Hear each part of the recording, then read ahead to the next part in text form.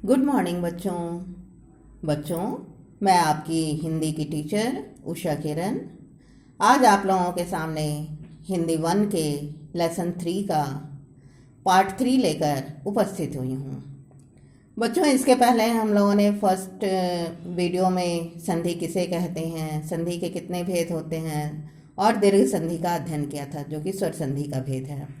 दूसरे पार्ट में हमने गुण संधि और वृद्धि संधि का अध्ययन किया था, आप लोगों को समझाया था कि इसका प्रयोग कैसे किया जाता है। और आज हम लोग उसी का जो अगला 2 भेद है, यण संधि और अयादि संधि, इसका अध्ययन करेंगे। तो बच्चों, आप लोग अपनी अपनी बुक खोल लीजिए और जैसा कि मैंने पहले भी कहा था कि ये 7 और 8 दोनों बच्चों के लिए समान रूप से है, क्योंकि दोनों की परिभाषा सेम है, दोनों को समान रूप से एक ही चीज़ पढ़ना है। तो आप लोग अपने अपनी बुक निकालिए और ध्यान दीजिए। जो चौथा भेद है यण संधि, तो इसमें बच्चों की यदि ह्रस्व या दीर्घ ई, उ या री के बाद कोई असमान वर्ण आए तो ई का य, उ का व तथा री का र हो जाता है। कहने का मतलब ह्रस्व दीर्घ यानी छोटा हो या बड़ा, यानी छोटी ई हो या बड़ी ई हो, छोटा ऊ हो या बड़ा ऊ हो या री हो, ये शुरू में होना चाहिए। और दूसरी ओर कोई भी असमान वर्ण आए, असमान वर्ण कहने का मतलब है यानी कोई भी दूसरा वर्ण आए, इसको छोड़ के जो वर्ण आया है, जैसे अगर छोटी ई है या बड़ी है तो ई को छोड़ के दूसरे साइड कोई भी दूसरा स्वर वर्ण हो, तो अगर ई आया है शुरू में तो ई की जगह पर व हो जाएगा। जैसे देखिए, उदाहरण से समझिए। यहाँ है अति जोड़ अंत, अत्यंत, तो ये कैसे बना? अति, त में छोटी की मात्रा है, यहाँ छोटी ई आया है, और दूसरी ओर दूसरा स्वर अ आया है, अंग है। तो आपने पढ़ा कि अगर शुरू में ई आए और बाद में कोई भी असमान स्वर यानी कोई भी दूसरा स्वर आए तो ई का य हो जाता है। तो बच्चों, सबसे पहले त में से हम छोटी ई हटा देंगे। तो आप जानते हैं कि अगर व्यंजन में से स्वर को हटा दिया जाए तो वो क्या हो जाता है? आधा हो जाता है। तो जब हम ई में त में से ई हटा दिए तो ये आधा त बन गया। देखिए, यहाँ पर आधा त लिखा हुआ है और वैसे ही लिखेंगे, फिर ये आधा त बन गया। और ई की जगह पे क्या करना है हमको? कोई भी दूसरा असमान स्वर आता है तो ई का य हो जाता है। तो यहाँ पर य हो गया और यहाँ पर अंग था तो अंग की मात्रा लग गई और त वैसे ही लिखा गया तो बन गया अत्यंत। वैसे ही है अति जोड़ आचार अत्याचार। अति, यहाँ भी त में से छोटी ई है तो छोटी ई को अगर हम हटा देते हैं तो क्या बन जाएगा? आधा त हो गया, क्योंकि व्यंजन में से स्वर हट गया तो आधा बन जाता है। तो अत हो गया और ई के स्थान पर क्या हो जाएगा? य हो जाएगा, क्योंकि इधर दूसरा स्वर आया है, असमान स्वर है, तो बन गया य। और उसमें यहाँ पर चूंकि आ है इसलिए य में आ की मात्रा लग जाएगी तो बन गया अत्या, और उसके बाद वाला चार वैसे ही लिख देंगे तो अत्याचार। वैसे ही है, जैसे यहाँ पर ऊ है, सु जोड़ अच, सु, स में छोटे ऊ की मात्रा आई है और दूसरी ओर असमान स्वर है यानी दूसरा स्वर है अ। तो यहाँ पर हम क्या करेंगे? अगर ऊ के बाद, यहाँ पर आपने क्या पढ़ा है कि ऊ के बाद अगर कोई असमान स्वर आता है तो ऊ का व हो जाता है।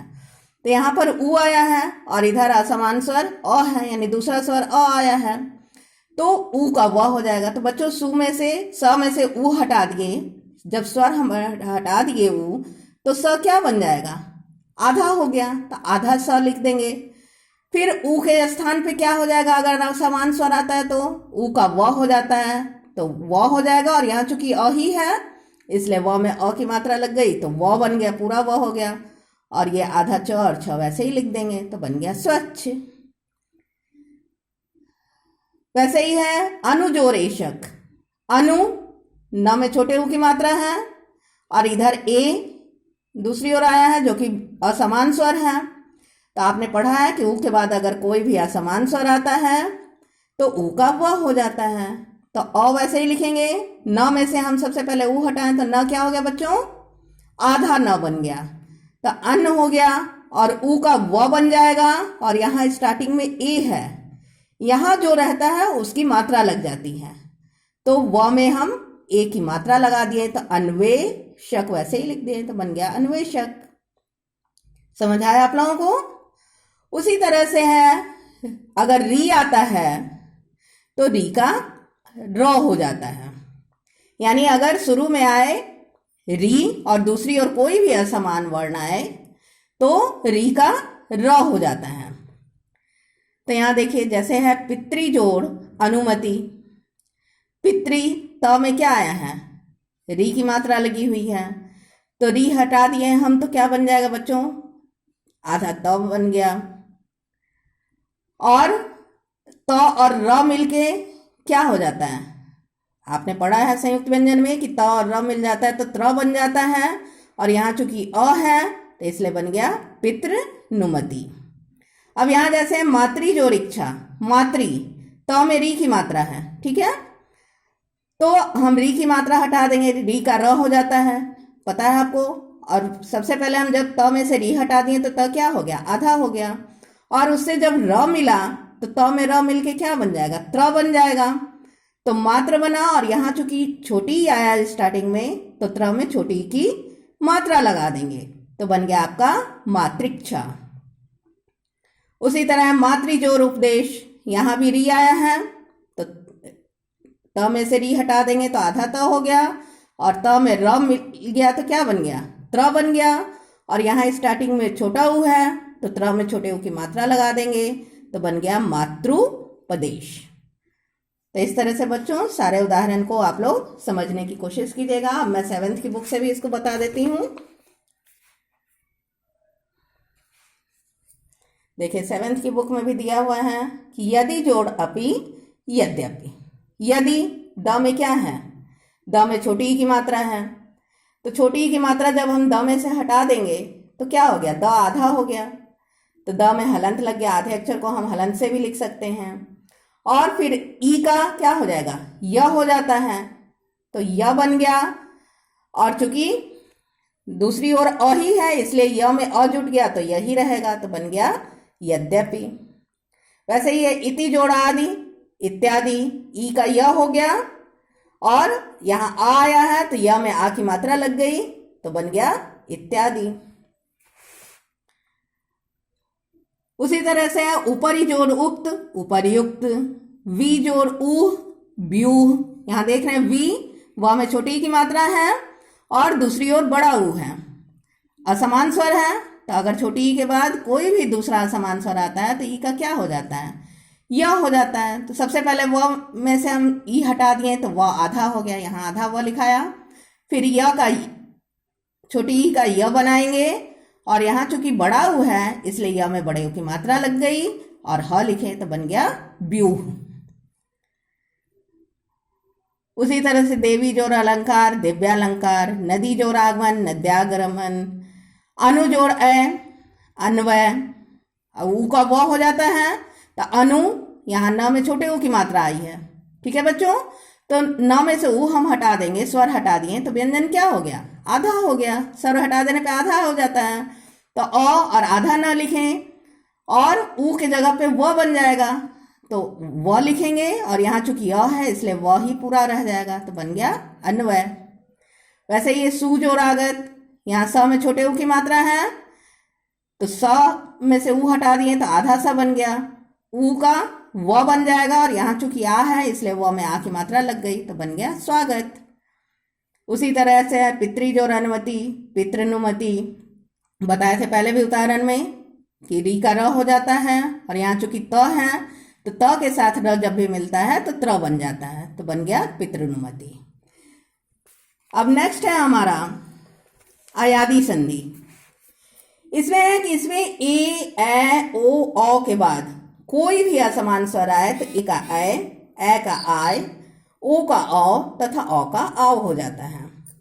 जैसे देखिए इसमें भी सेम चीज है, यानी शुरू में आना चाहिए ए रहे, ए रहे, ओ रहे, चाहे औ रहे, और दूसरी ओर कोई भी असमान स्वर यानी कोई भी दूसरा स्वर आए तो अगर ए आया है तो ए का आय हो जाएगा। जैसे यहाँ उदाहरण में देखिए शे जोड़ अन, यहाँ श है, श में क्या लगा हुआ है, ए की मात्रा है, और दूसरी ओर दूसरा स्वर दूसरा असमान स्वर अ आया है तो ए का क्या हो जाएगा, श को हम ऐसे ही लिखेंगे, ए का अय बन गया और यहाँ चूंकि अ ही है इसलिए ये पूरा यही लिखेंगे। शयन बना, शे जोड़न शयन। वैसे ये न जोड़ इका, ए का क्या होता है, ए का आय हो जाता है। तो यहाँ न में ए की मात्रा आई है तो ए का आय हो जाएगा। तो सबसे पहले न लिखेंगे और आय बना तो बना नाय, और यहाँ चूंकि छोटी ई है तो य में ही छोटी ई की मात्रा लगा देंगे तो बन गया नायिका।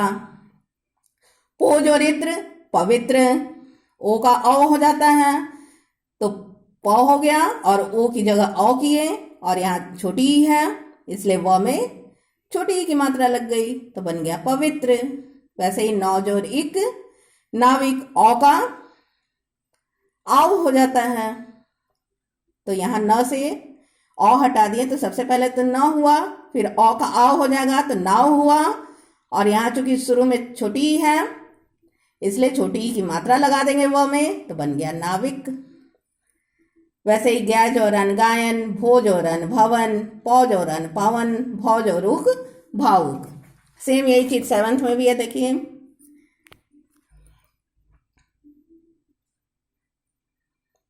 जैसे ने जोड़ अन नयन, ने न में ए आया है तो ए का अय हो जाता है। अगर ए के बाद कोई भी दूसरा समान स्वर आता है बच्चों तो ए का अय हो जाता है। तो न और अय बन गया नयन, यहाँ चूंकि अ ही है इसलिए पूरा यह लिखेंगे तो बन गया नयन। न जो रक नायक, यहाँ ए आया है तो ए का आय हो जाता है तो न में आय लगा दिए तो क्या बना नाय, और यहाँ चूंकि अ ही है इसलिए नायक। गैज और इका गायिका, पोजोरन पोजोरन तो पवन, ओ का अ हो जाता है तो पो में से ओ हटा दिए तो क्या बन गया प, और ओ का अ बन जाएगा तो बना पव। यहाँ चूंकि अ ही है इसलिए वही रह जाएगा पवन, पोजोरन पवन। फिर है पौजोड़क, अ आया है तो अ का क्या होगा बच्चों, अ का आव हो जाता है तो यहाँ प में से अगर अ हटा दिए तो प बना और अ का आव हो जाएगा तो पाव हो गया, और यहाँ चूंकि अ है इसलिए वही रह जाएगा तो बन गया पावक।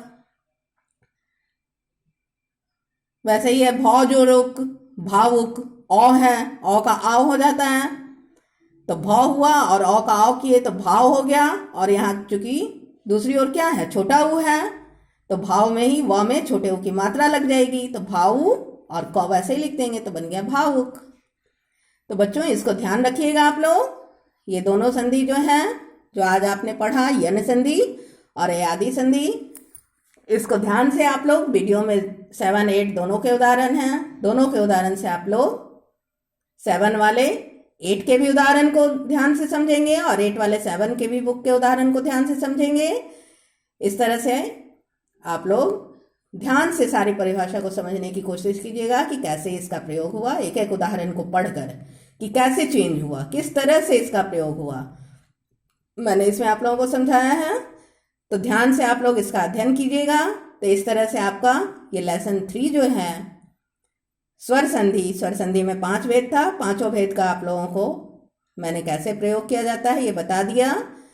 तो ये लेसन यहीं पे समाप्त होता है। फर्स्ट टर्म में आपको केवल स्वर संधि के ही, संधि किसे कहते हैं, संधि के कितने भेद होते हैं और स्वर संधि के कितने नियम हैं, 5 नियम आपने पढ़ा, ये 5 का ही प्रयोग आपको फर्स्ट टर्म के लिए पढ़ना है।